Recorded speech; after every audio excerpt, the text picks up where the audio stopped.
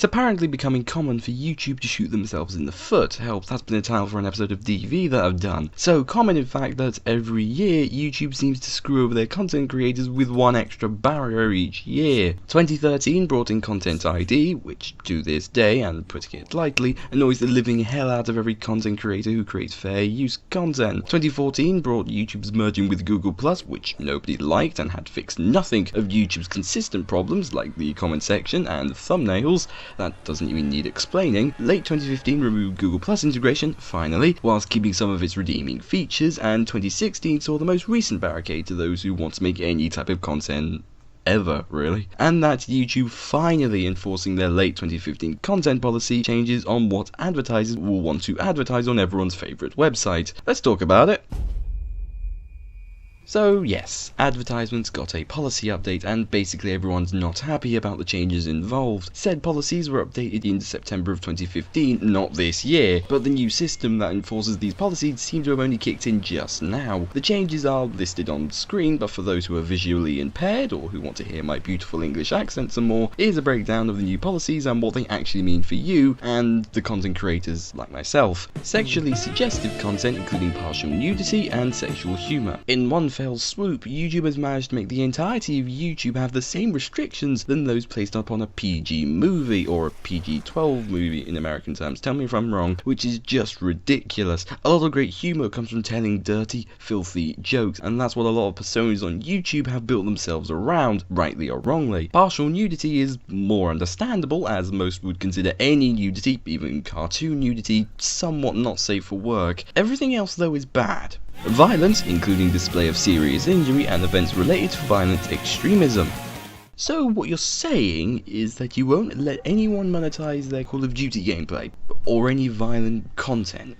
What about news channels which have set up YouTube channels that talk about violence constantly? Oh, I'm sorry, favouring creators is apparently impossible when big mega corporations that deliver news aren't subject to the same rulings. How naive of me to think that you treat every channel equally, Mr. YouTube. I should hope the sarcasm speaks for itself. Inappropriate language, including harassment, swearing and vulgar language.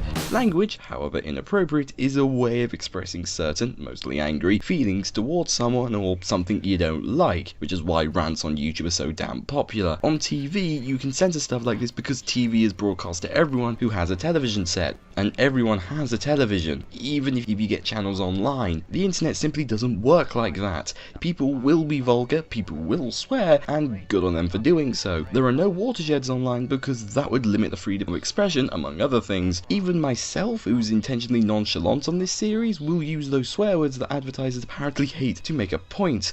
And I'll continue to do so. This particular rule is a sticking point for a lot of people for pretty obvious reasons, a lot of them I've just explained, and while these news aren't censorship as the video isn't taken down, it just loses monetization, which still isn't censorship. It does however make a lot of YouTube content creators need to rethink the way they say certain things in videos, or for the stuff that they've already published months behind, they'll have to cut the offending parts out at the cost of complying with new policies in order to make money again, and of course, make it painfully obvious to the audience where you've cut bits out to get a PG rating by YouTube.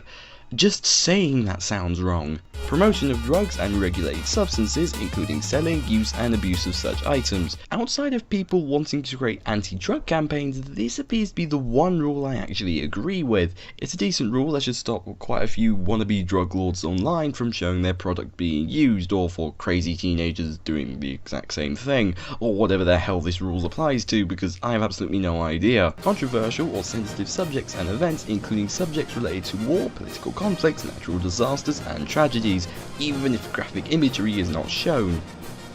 Remember those news sites I gave as an example earlier? Well, that applies here too. They run ads and get away with showing everything you've just described, YouTube, on your advertiser policies. But I can't talk about the Italian earthquake that had recently happened. My thoughts go out to the families affected, by the way. And as the new rules say, even me saying that is grounds for no monetization.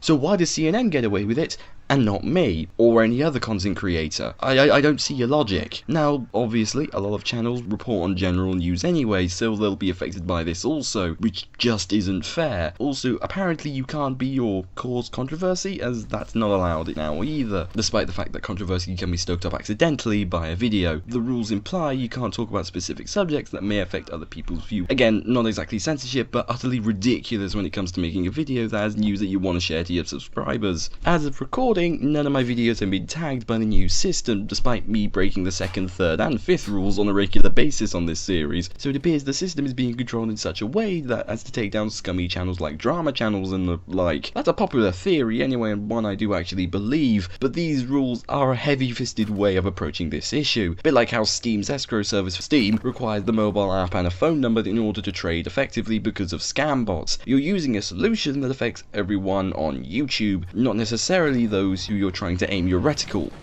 Wait, hold on, your mouse cursor at. I hope YouTube fixes this, as people will swear, people will show violence and gory video games, and people will be controversial for the sakes of being controversial. It's how the internet works and what makes it so interesting and, honestly, a little bit beautiful.